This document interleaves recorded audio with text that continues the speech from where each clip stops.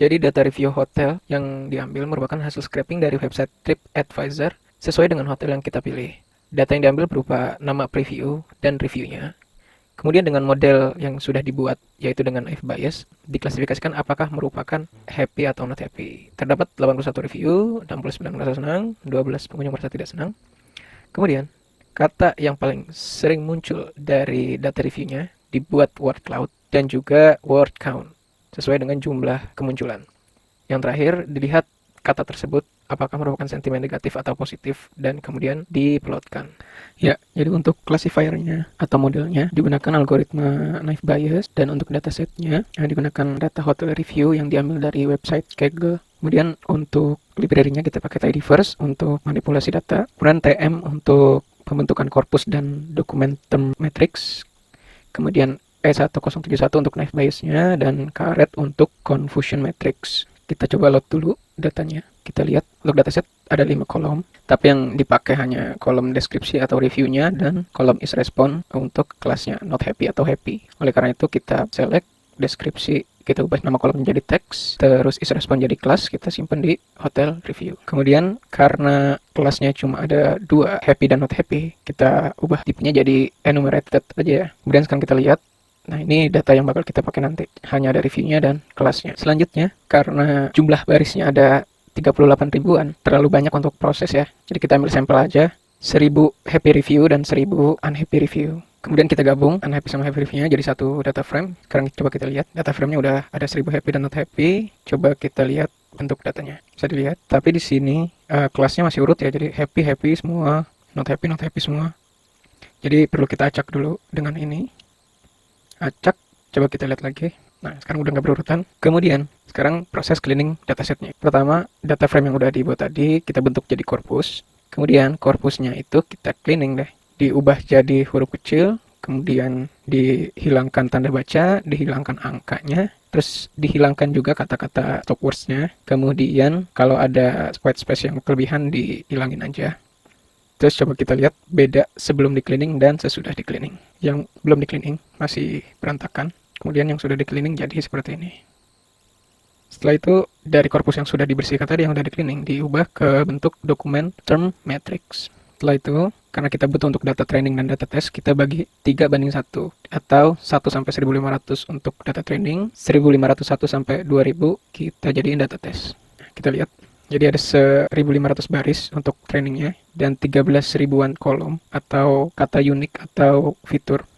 Untuk data testnya 500 dan 13 ribuan kolom. Karena terlalu banyak fiturnya atau kolomnya, kita pakai aja kata yang muncul minimal 5 kali. Kata yang muncul minimal 5 kali ada 2000-an. Kita simpan untuk digunakan di aplikasi Shiny-nya nanti. Di set directory-nya, kemudian di save. Lalu kita sesuaikan jumlah fiturnya 2900-an aja. Data train-nya, kemudian data testnya. Sekarang kita lihat untuk data trainingnya udah jadi 2900-an fitur dan data testnya udah sama. Lanjut, karena dokumen term matrix tadi itu jumlah kata setiap baris review, kita buat fungsi untuk mengubah kalau si kata itu ada di dalam satu baris, kita kasih yes, kalau nggak ada berarti no. Kemudian kita apply data training dan data test ke convert supaya bentuknya jadi yes and no. Coba kita lihat bentuknya sekarang seperti apa.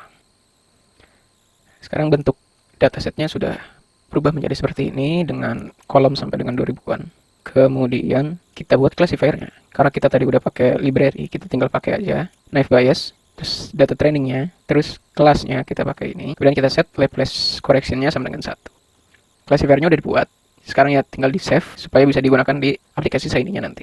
Selanjutnya ya kita lihat aja akurasinya udah pasti classifier yang udah kita buat tadi. Pertama kita prediksi aja data testnya. Coba kita lihat hasil prediksinya. Untuk kelas happy berhasil dikategorikan sesuai itu ada 200 dan gagalnya 42. Untuk kelas not happy berhasilnya 159, gagalnya 88. Kan kita hitung aja jadi berapa persen tuh akurasinya. Akurasinya 0,74 atau 74%. Baiklah, selanjutnya langkah pertama yang akan dilakukan adalah scraping data pada website tersebut. Untuk itu kita membutuhkan beberapa library yaitu library Airfish. Selanjutnya kita melakukan deklarasi pada batch URL-nya. Selanjutnya yang akan kita scraping pada website tersebut terdapat 2000 ulasan, di mana yang akan kita ambil adalah ulasan dan nama reviewer. Setelah kita mengambil data pada website tersebut, Karena dalam satu page hanya terdapat 5 review, sedangkan terdapat 265 page. Oleh karena itu, kita melakukan perulangan di mana jika next page dan panjang dari review kurang dari 500, dia akan terus mengulang ke halaman selanjutnya. Lalu setelah proses tersebut dilakukan, kita membuat data frame untuk menyimpan nama dan ulasan dari hotel tersebut. Setelah proses pengambilan data atau scraping data dilakukan, kita akan menampilkan hasil tadi menggunakan Shiny. Terdapat beberapa library yang harus diimport, yaitu ini. Kita akan melakukan downloading classifier left bias dan data hotel. Baiklah, langsung saja pada project tersebut UI kita definisikan menggunakan dashboard page, titelnya hotel review. Kita mau melakukan select input di mana kita memilih hotel yang akan kita pilih. Selanjutnya terdapat button untuk memilih ini. Selanjutnya pada body terdapat total review dan happy dan not happy. Selanjutnya kita membuat fluid row yang akan menampilkan pada tabel review. Selanjutnya kita membuat fluid row lagi di mana yang ini memiliki width-nya 6, jadi terdapat dua bagian. Yang pertama word cloud, yang selanjutnya yaitu word count. Selanjutnya kita bikin fluid row lagi yang width-nya 12, di mana menampilkan sentimen negatif dan positif.